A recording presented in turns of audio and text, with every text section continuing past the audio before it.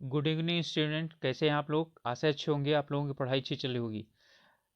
Students, आज से हम लोग एक नई श्रृंखला शुरू कर रहे हैं, सामान्य विज्ञान की श्रृंखला। और ये मुख्य लक्ष्य किया गया है इसको उत्तराखंड लोक सेवा आयोग द्वारा आयोजित की जाने वाली जूनियर असिस्टेंट की एग्ज़ाम के लिए, R O A R O के लिए, लोअर पीसीएस के लिए और पीसीएस के लिए। तो ये श्रृंखला यानी कि शुरू कर रहे हैं। और आप लोगों से एक साथ में एक रिक्वेस्ट है कि यदि आप लोगों का रिस्पांस सही रहा और आप लोग बोलेंगे तो साइंस की ऑनलाइन भी आप लोगों को क्लास ऑर्गेनाइज करवा दूंगा मैं। ठीक है, यानी आप लोगों को साइंस पढ़ा दी जाएगी, लेकिन उसके लिए आप लोगों को कमेंट करके बताना पड़ेगा या व्हाट्सएप ग्रुप में बताना पड़ेगा। व्हाट्सएप नंबर दिया है, उसमें बताना पड़ेगा कि आप लोगों को साइंस पढ़ना है। तो उसी के अनुसार फिर क्या किया जाएगा, लाइव क्लास में ले लूँगा या वीडियो बना करके आप लोगों को इन्हें प्रोवाइड करवा दूंगा। कोशिश करूंगा कि लाइव क्लास लूं, लेकिन ये है कि आप लोगों को साथ में क्या करना पड़ेगा, यानी साथ देना पड़ेगा तभी। क्योंकि वैसे ही है, सिर्फ वीडियो बनाकर डाल देने से कोई फ़ायदा नहीं होता है। ठीक है, तो अभी यदि आप लोग चाहेंगे तो साइंस का मैं शुरुआत कर रहा हूँ। वैसे ये क्वेश्चन जो है ना, लगभग 1000 क्वेश्चन में आप लोगों को उपलब्ध करा दूंगा। परंतु आप लोगों को यदि पढ़ना है तो उसके लिए आप लोगों को कमेंट करके बताना पड़ेगा कि हाँ, यानी कि आप क्लास ले लीजिए। ठीक है, तो आपका सबका आपके अपने ऑनलाइन प्लेटफॉर्म प्रयाग एकेडमी में बहुत बहुत स्वागत करते हैं। और आज से शुरुआत करते हैं विज्ञान की श्रृंखला, जिसमें लगभग 1000 प्रश्नों की श्रृंखला होगी। तो चलिए शुरुआत करते हैं। इसमें है पहला प्रश्न आपका, इनमें से किस जंतु में त्वचा एक श्वसन अंग है। कॉकरोच में, मेढक में, शार्क में या व्हेल में। ठीक है, यानी त्वचा के द्वारा कौन सा सांस लेता है। तो कॉकरोच अपने श्रिंग के द्वारा लेता है, शार्क जो है वो फेफड़ों के द्वारा लेता है, व्हेल भी फेफड़ों के द्वारा लेती है, और मेढक जो है वो किसके द्वारा लेता है, ये त्वचा के द्वारा लेता है। वैसे ये उभयचर है। जब ये जमीन में होता है तो फेफड़े से सांस लेता है, और जब पानी में होता है तो त्वचा से सांस लेता है, इसलिए इसे उभयचर कहा जाता है। अगला प्रश्न है, निम्नलिखित कथनों पर विचार कीजिए। नियत तापमापी जंतु उस शीत पर्यावरण में सक्रिय बने रहते हैं जिनमें अनियत ताप जंतु मुश्किल से ही हिल सकते हैं। हिल सकते हैं का मतलब यानी कि वो यानी कि क्रिया कर सकते हैं। और अनियत तापमापी जंतुओं को नियत तापमापी जंतुओं की अपेक्षा काफ़ी कम ऊर्जा जीवित रहने के लिए क्या होती है, आवश्यकता होती है। ठीक है, तो इनमें से कौन सा केवल एक सही है, दो सही है, ठीक है, या दोनों सही हैं, अथवा ठीक है इनमें से कोई सही नहीं है। पहले आप लोगों को नियत तापमापी और अनियत तापमापी जंतु पता होना चाहिए, तभी आप लोग इसका उत्तर दे पाएंगे। नियत तापमापी वे होते हैं जिनका जड़ शरीर जो है यानी कि हमेशा एक हर ताप में समान रहता है। अनियत तापमापी जिनका शरीर तापक्रम बदलता रहता है। तो इसका उत्तर हो जाएगा आपका सी, यानी कि एक और दो दोनों सही है। अनियत तापमापी के लिए क्या होता है, कम ऊर्जा की आवश्यकता होती है। ठीक है, अगला प्रश्न है, शिकार परभक्षियों या बाधाओं का पता लगाने के लिए चमगादड़ अथवा डॉल्फिन किस परिघटना का उपयोग करते हैं। ध्वनि का अपवर्तन, विस्पंदों का बनाना, ध्वनि का प्रकीर्णन या प्रतिध्वनि का निर्धारण। तो किस चीज का करते हैं ये, प्रतिध्वनि का निर्धारण करते हैं। ठीक है, तो इसमें प्रतिध्वनि का निर्धारण होता है, अर्थात आगे की तरफ क्या होती है, जब ध्वनि भेजते हैं और टकरा कर वापस आ जाती है, उन्हें पता चल जाता है कि आगे कुछ है, तो वो सतर्क हो जाते हैं। अगला प्रश्न है, ब्रायोफाइटा प्रकाश संश्लेषी तो होते हैं, परंतु उनमें संवहनी ऊतक और वास्तविक जड़ें नहीं होती हैं। इस विशेषता के कारण निम्नलिखित में से किसके सदस्य हैं, यानी कि ऐसी विशेषता किसमें पाई जाती है। फफूंदी में पाई जाती है, शैवाल में पाई जाती है, टेरिडोफाइट में पाई जाती है, एंजियोस्पर्म में पाई जाती है। देखिए, जो फफूंदी होती है, फंगस होता है, वो प्रकाश संश्लेषण नहीं करता है। ठीक है, जब ये प्रकाश संश्लेषण नहीं करता तो ये नहीं होगा, टेरिडोफाइटा नहीं होगा, एंजियोस्पर्म भी नहीं होगा। कौन होगा? शैवाल होंगे। ओके।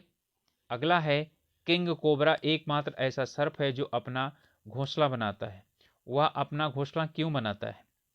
सर्वभक्षी है और उसका घोंसला दूसरे सर्पों को आकर्षित करने में सहायक होता है। ये बिल्कुल गलत है।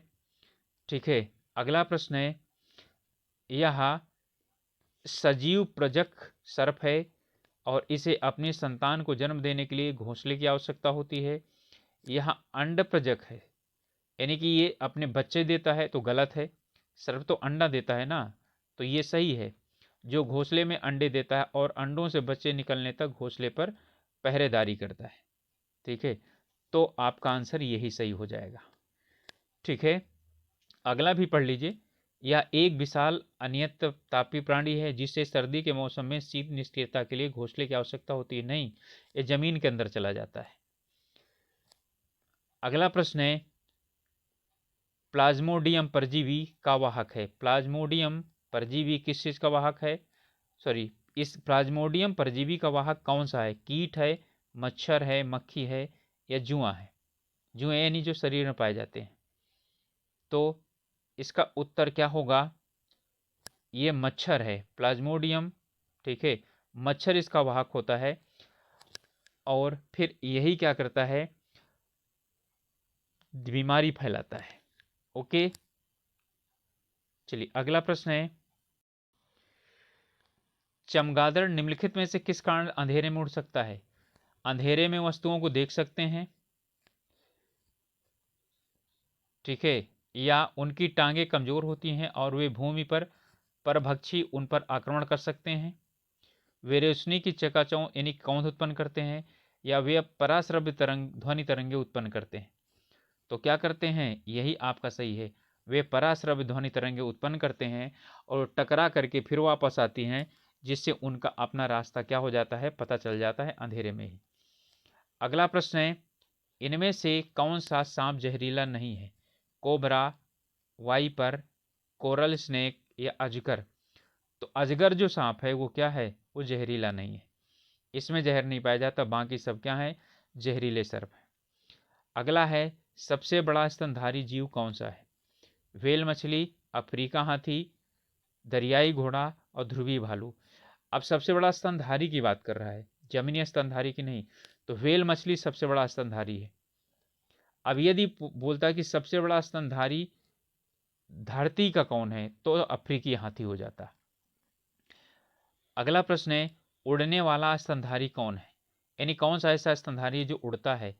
जगुआर, शुतुरमुर्ग, पेलिकन, या चमगादड़? तो चमगादड़ क्या है? स्तनधारी है, उड़ सकता है। आपको उत्तर हो जाएगा चमगादड़। मच्छरों के नियंत्रण हेतु प्रयोग की जाने वाली कीट भक्षी मछली कौन सी है? यानी मच्छरों को कौन सी कीट भक्षी मछली खाती है? ठीक है, हिल्सा, लीबियो, या गैम्यूसिया, या मिस्टस? तो इसमें कौन सी ऐसी मछली है जिसका प्रयोग किया जाता है किसके लिए? मच्छरों को खाने के लिए। इसमें गैम्बूसिया जो यानी कि वो है मछली है, वो कीट भक्षी मछली है, मच्छरों को खाती है। अगला है, निम्नलिखित में से किस युग में खुला परिसंचरण तंत्र होता है? यानी इनमें खुला परिसंचरण किसमें होता है?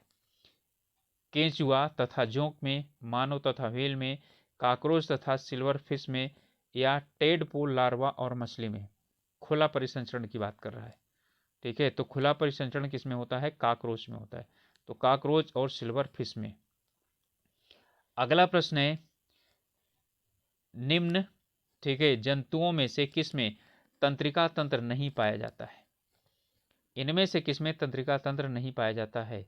जोंक में, फीताकृम में, अमीबा में, या घेंघा में यानी घोंघा में? तंत्रिका तंत्र किसमें नहीं पाया जाता? तो इसमें तंत्रिका तंत्र किसमें नहीं पाया जाता? अमीबा में नहीं पाया जाता, जोंक में ही पाया जाता है, फीताकृम में ही पाया जाता है, घोंघा में पाया जाता है। ये क्या है? ये सिर्फ और सिर्फ क्या है? एक कोश की जीव है, इसमें नहीं पाया जाता। अगला प्रश्न है, इन कथनों पर विचार कीजिए। मेढक फेफड़े तथा त्वचा दोनों द्वारा श्वसन कर सकता है, बिल्कुल सही है। मेढक के जीवन काल में कुछ अवस्थाओं में क्लोम उपस्थित होते हैं। अब इसमें कह रहा है कि एक सही है, दो सही है, या एक और दो दोनों सही है, इनमें से कोई नहीं। तो इसका उत्तर हो जाएगा क्या, दोनों सही है। ओके, अगला प्रश्न है,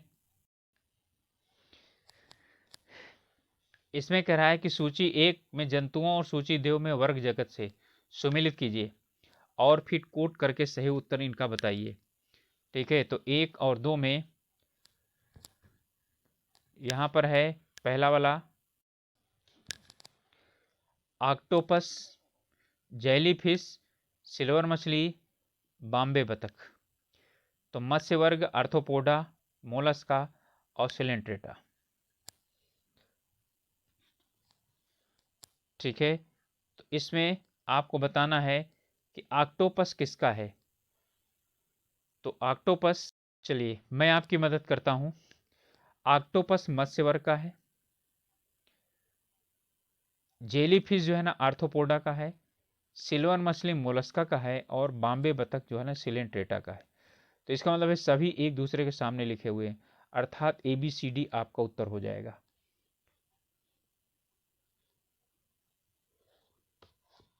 ठीक है,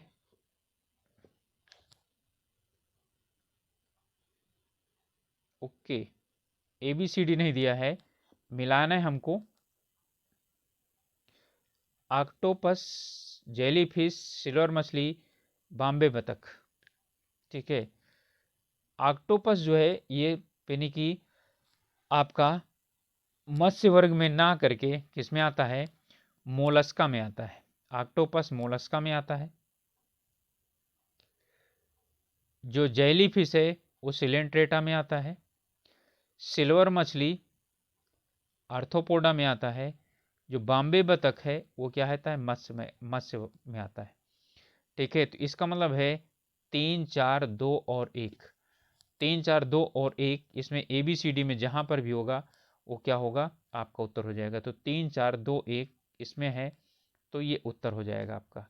अगला प्रश्न कह रहा है कि साइनोबैक्टीरिया प्रोकैरियोटिक संरचना वाली नीली हरी शैवाल हैं। ये हरित लवक की उपस्थिति के कारण हरी दिखाई देती हैं।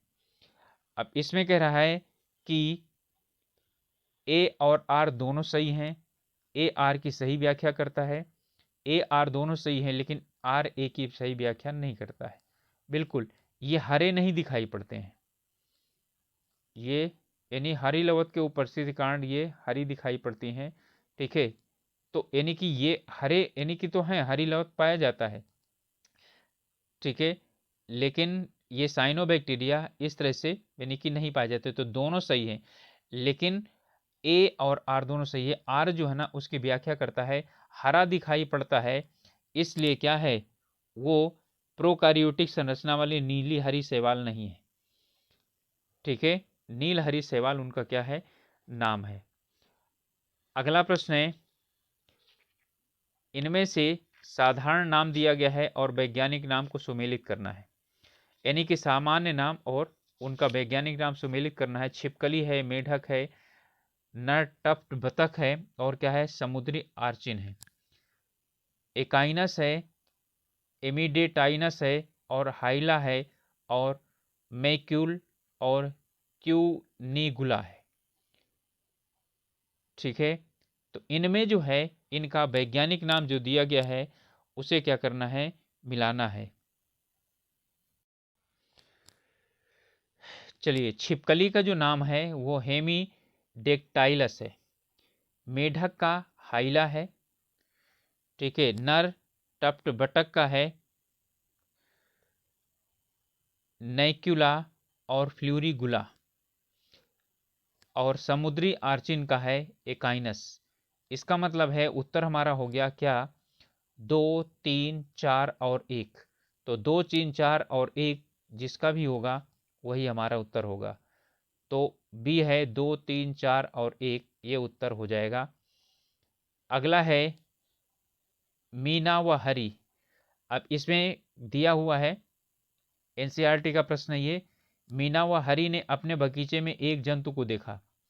हरी ने उसे कीट कहा जबकि मीना ने केंचुआ। इनमें से बताइए कि कौन से लक्षण है, उसे चुनिए जिससे निश्चित हो सके कि वह जंतु कीट है। ठीक है, यानी कीट है, केंचुआ नहीं है। तो बताइए यानी कि क्या हो सकता है इसका उत्तर? द्विपार्श्वी सममित शरीर, जुड़े उपांग, बेलनाकार शरीर और अल्पखंडित शरीर। ठीक है, तो इसमें कौन सा होगा? द्विपार्श्विक सममित शरीर नहीं, ठीक है, दो भाग में बटा हुआ शरीर नहीं, जुड़े उपांग है। ठीक है, जुड़े हुए उपांग होने पर क्या होता है, इसे कीट होने का आता है। बेलनाकार शरीर होने पर केचुआ हो जाता है। ओके, अगला प्रश्न है,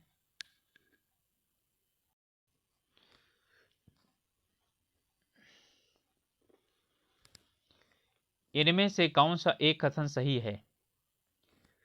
विषाणु में ऊर्जा उत्पादन हेतु एंजाइम नहीं होते। विषाणुओं को किसी भी कृत्रिम माध्यम में संवर्धित किया जा सकता है। यह विषाणु एक जीव से दूसरे जीव में केवल जैविक वाहकों के द्वारा स्थानांतरित हो सकते हैं। अब इनमें उत्तर देना है, केवल एक सही है, दो सही है, एक और दो सही है, एक, दो और तीन सही है। ठीक है, यानी तीनों सही है। तो इसमें आपका उत्तर हो जाएगा केवल एक सही है। ठीक है, यानी कि जीवाणु ऊर्जा के उत्पादन हेतु एंजाइम नहीं पाते हैं, होते हैं, कृत्रिम माध्यम से इन्हें संवर्धित किया जा यानी कि किया जा सकता है, इसमें लिखा है। लेकिन विषाणुओं को, वायरस को कृत्रिम माध्यम में संवर्धित नहीं किया जा सकता है। ठीक है, और है विषाणु एक जीव से दूसरे जीव में जैविक वाहकों के द्वारा नहीं, हवा के द्वारा, सांस के द्वारा। कोरोना वायरस है, ठीक है, तो कैसे फैला था? हवा के द्वारा तो फैला था, सांस के द्वारा तो फैला था, पानी के द्वारा भी फैला सकता है। ठीक है, तो चलिए अगला प्रश्न है, क्लाइटेम, ठीक है, यानी पर्याणिका, किसमें पाया जाता है? जोंक में, घोंघा में, नैरिस में या केंचुआ में? तो ये किसमें पाया जाता है? ये केंचुआ में पाया जाता है। इनमें से कौन सा एक फीता कृमि,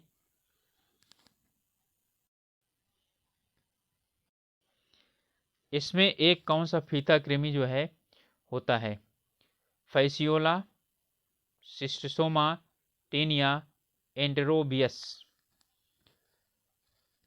तो इसमें जो टीनिया है वो क्या है? फीता कृमि है, पेट में पाए जाते हैं मानव के। अगला प्रश्न है, पांच जगत वर्गीकरण किसने प्रतिपादित किया? यानी पांच जगत में वर्गीकरण किसने किया था? विटेकर ने, हेकल ने, लीनियस ने या कोपलैंड ने? तो किसने किया था? विटेकर ने। ओके, विटेकर ने पांच जगत में वर्गीकरण किया है जंतुओं का। काइटिनी वही कंकाल वाले जीव कौन से होते हैं? कीट, स्पंज, समुद्री अर्चिन और घोंघे। तो ये काइटिन वही कंकाल, घोंघों के ऊपर, वही कंकाल का मतलब बाहर से कंकाल किसमें होता है? घोंघों में पाया जाता है ना। ठीक है, तो आपका उत्तर हो जाएगा घोंघा।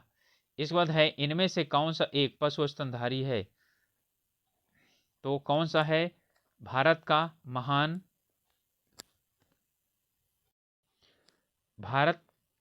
भारतीय सारंग, घड़ियाल, प्लेटिपस और धनेश।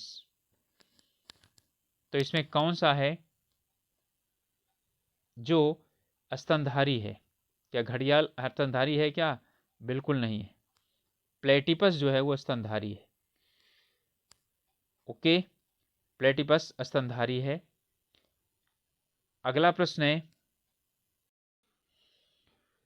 इनसे में कौन सा जानवर सबसे बड़े बच्चे को जन्म देता है? हाथी, गैंडा, नीली व्हेल, दरियाई घोड़ा। ठीक है, तो नीली व्हेल सबसे बड़े बच्चे को जन्म देती है। अगला प्रश्न है, चमगादड़,